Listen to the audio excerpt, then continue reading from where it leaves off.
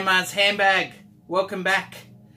Thank you for joining us on this sick episode. The vinyl sickness that's hit me. There's only one thing I know that works in alleviating the discomfort, the pain. Well, two. First thing first, you buy vinyl. First thing first, you drink your helper.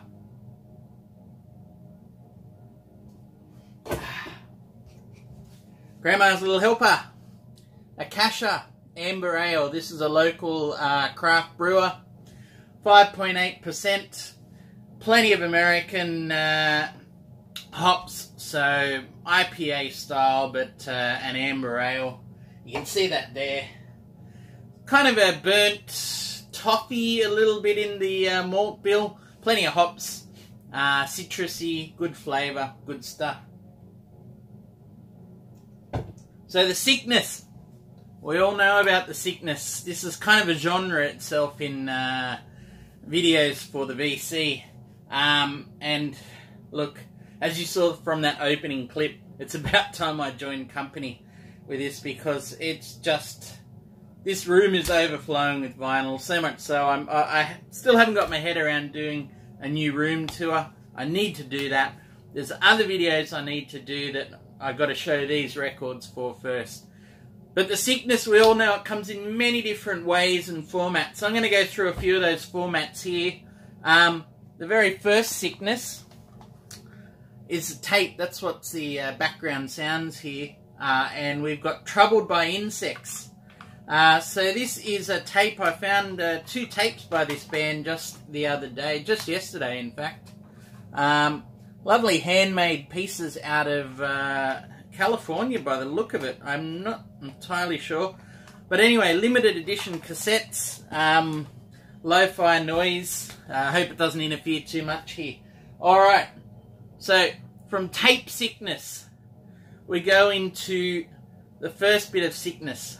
It's called Records Without a Cover sickness. So, I don't know if you can see that one there. Kraftwerk Demence Machine.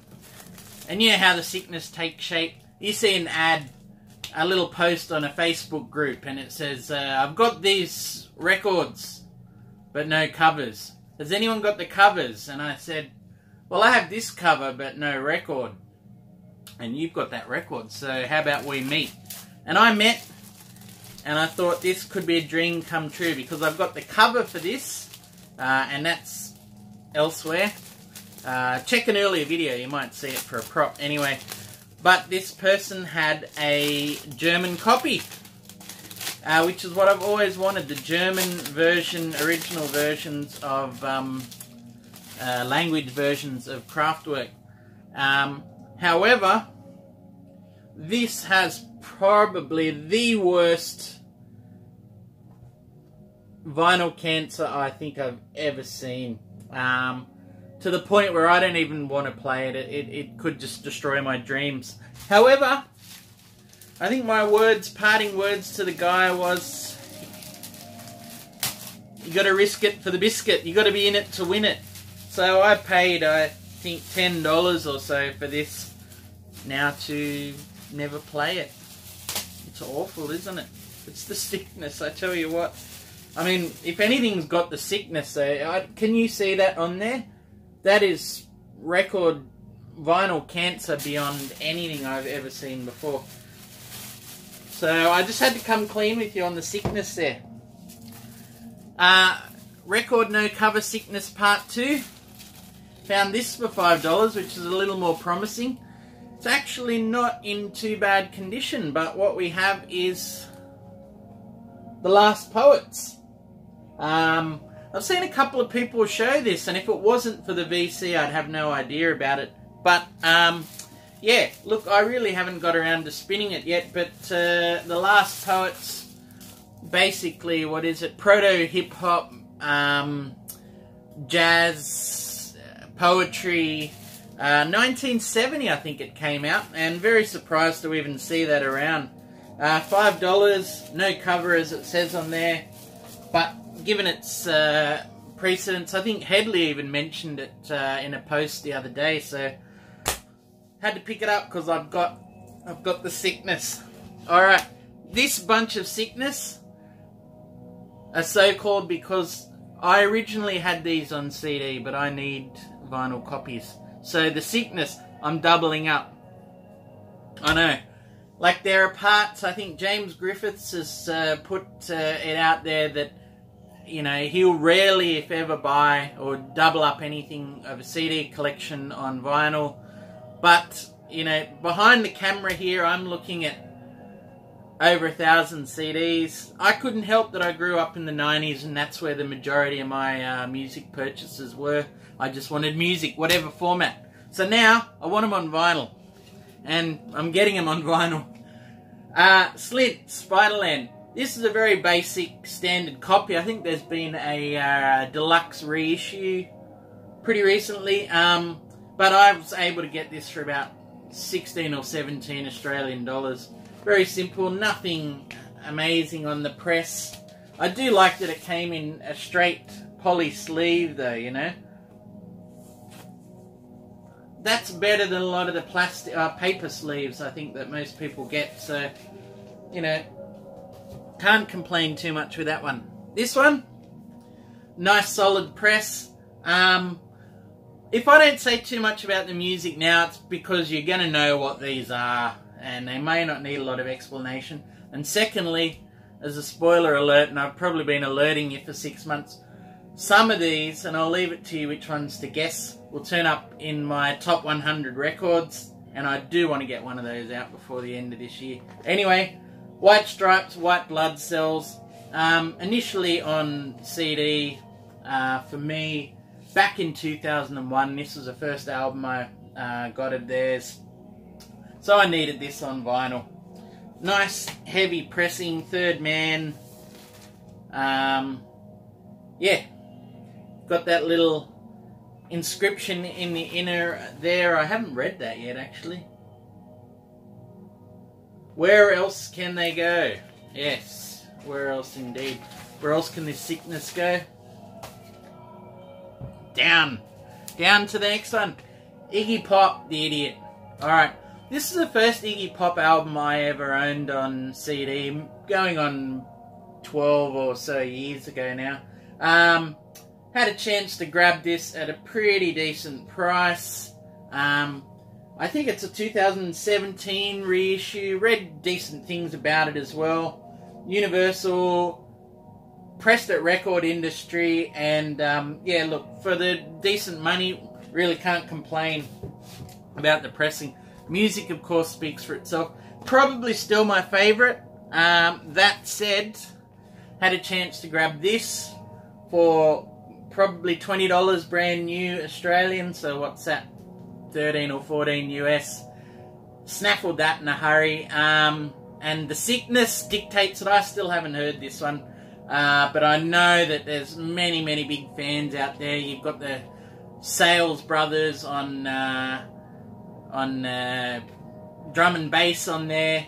A very different feel, a lot more alive and upbeat compared to The Idiot. Anyway, Lust for Life, Andrew Tales from the Crate's favourite, Some Weird Sin on there.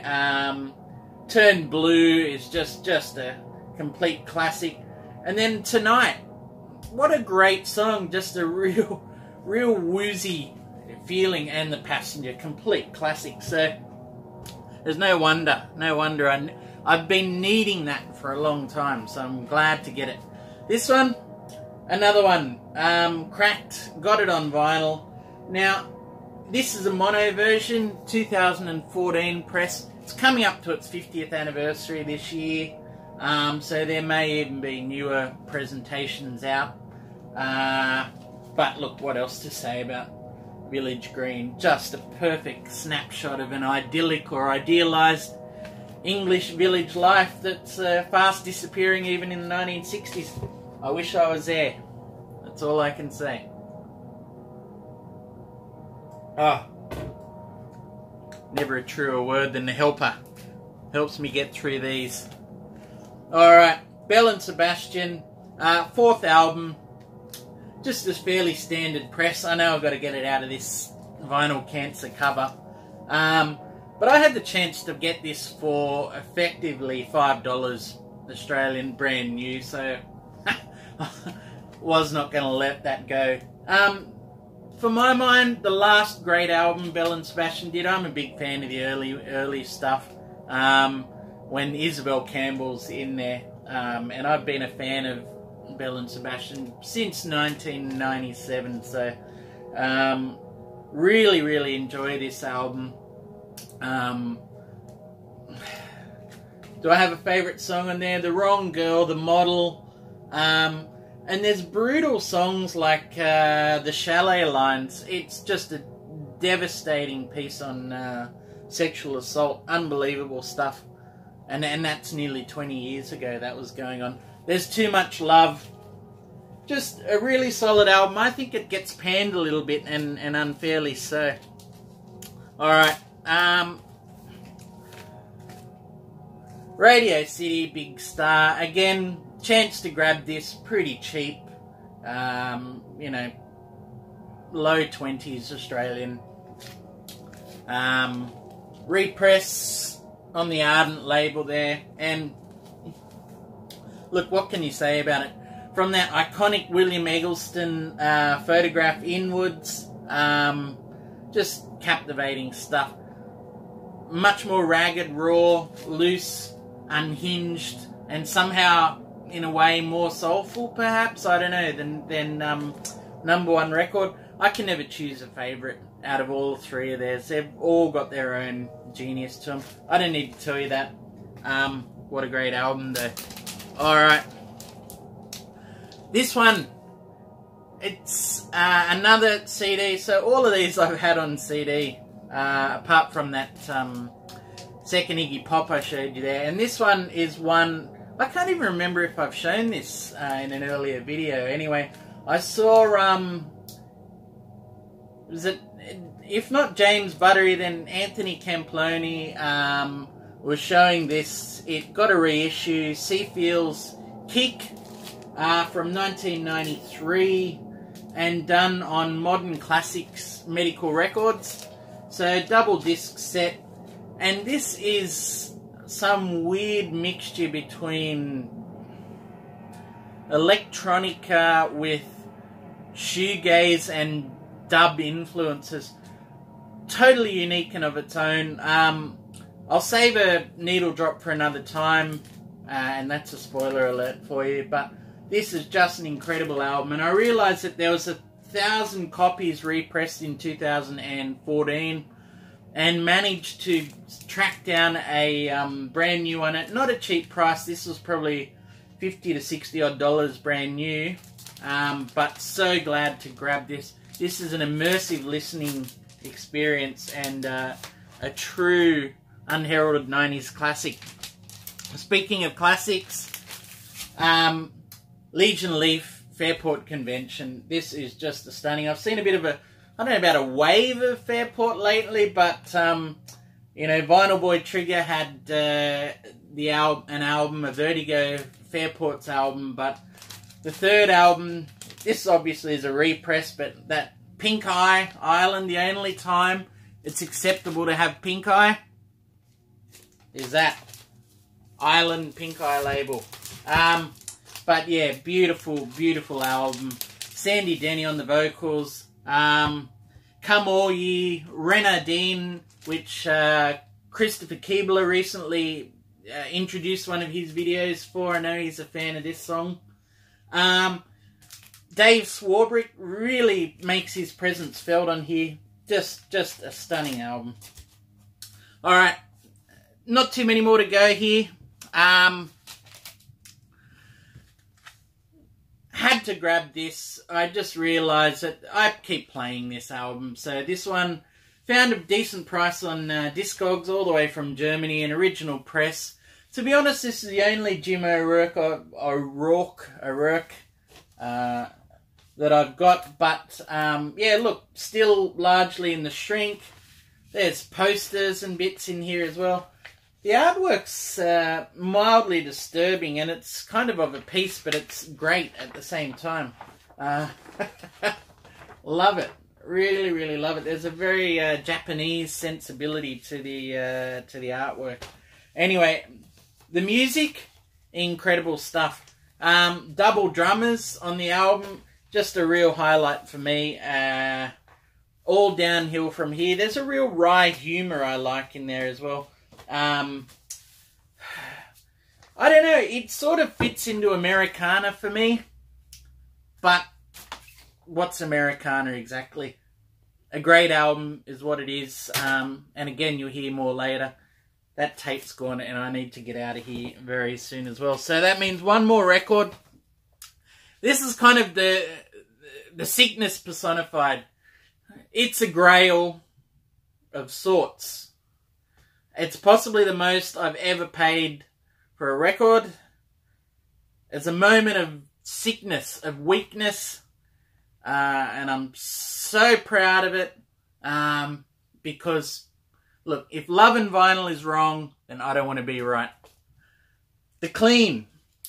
Great sounds great, good sounds good, so-so sounds so-so, rotten sounds rotten. This is an original press, New Zealand, and I've been on another record, another video showing my love for The Clean. This is just the epitome. I don't know if it's the epitome. I just love everything about this era of The Clean. There's that real homespun feel, you know, the artwork and things. They speak of sort of moments, stolen moments almost, and yet they've got their eyes on something bigger, something a little more timeless, you know. So I had the chance to pick this up, and this story goes back a little bit. There's those labels, just really striking stuff. Record Store Day. Cast your mind back to Record Store Day, April of this year. So I went into my store on the day, or one of the stores, and picked up my records and saw this album there. Saw it there. And I went, that couldn't be. That really couldn't be. And I had a look. I asked if I could have a look at it, and they said, yeah, sure, here you go. And I went, phew. $100 was the sticker price. $100. Certainly not the original price it was going for in 1983. I wish it was. But yeah. And I said to myself, do you guys ever do this sort of pact where you say, if that's there the next time I go there, then it's meant to be. But if it's sold, it's gone. You know, and you're already flirting with danger with that sort of statement, because if you don't snap it up, that's where the regrets happen. So, but I left it there to chance and fate. And I got there, you know, and in the sickness, I was true to myself. A month later, 6 weeks later, I think I got there, and it was still there. And I told the guy this, look, I promised myself that if this was here, I'd have to get it. And, you know, I don't want to break a promise that I made, yeah, or make a promise I can't even keep. I said, but look, it's been here a while.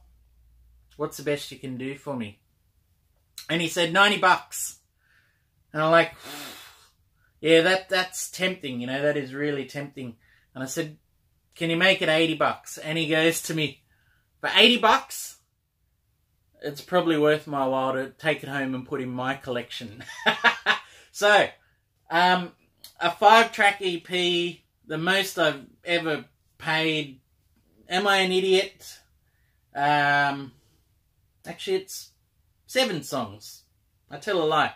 Am I an idiot? Maybe I am, but I feel like I'm holding a piece of history. You know, the perfect emblem of a sickness, and a grail of sorts, insofar as even if this isn't my favourite Clean EP, it's far better than just about many other things. So there it is, The Clean. Great sounds great EP. I've got the sickness, but I feel like I'm in the right place with all you guys. So yeah, let me know what you think.